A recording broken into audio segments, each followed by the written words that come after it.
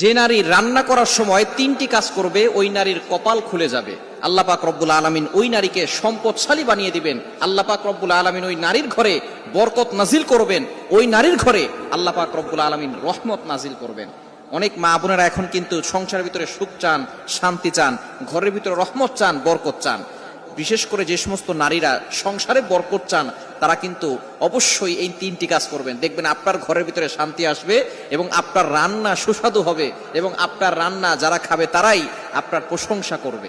আমরা অনেকেই কিন্তু নিজের প্রশংসা শুনতে চাই এবং অনেকেই আমরা ঘরের ভিতরে বরকত চাই, রহমত চাই। এজন্য আমরা এই তিনটি কাজ করব। নাম্বার 1, 1 নাম্বার হচ্ছে আপনি যখনই রান্নাঘরে প্রবেশ করবেন তখন আপনি সালাম দিবেন। মনে রাখবেন রান্নাঘরে কিন্তু চুলা আছে। এই চুলা, গ্যাসের চুলা বলেন আর যেই চুলাই বলেন, এই চুলা থাকার কারণে যখন আপনি রাতের বেলা সেখানে থাকেন না, এখানে কিন্তু জিন জাতি থাকার সম্ভাবনা আছে। এই জন্য যখনই আপনি রান্নাঘরে ঢুকবেন তখনই সর্বপ্রথম 1 নাম্বার কাজ করবেন, সালাম দিবেন, আসসালামু আলাইকুম ওয়া রাহমাতুল্লাহ। কেউ থাকুক আর না থাকুক, ঘরে যখনই প্রবেশ করবেন, যদি ঘরে কেউ নাও থাকে তারপরে সালাম দিবেন, কারণ ঘরের ভিতরে অনেক সময় শয়তান থাকে। আপনার সালাম দেওয়ার কারণে সেই শয়তান সেখান থেকে বের হয়ে যাবে। শয়তান আপনার ঘরের ভিতরে আর বসবাস করতে পারবে না, সেখান থেকে শয়তান বের হয়ে যাবে।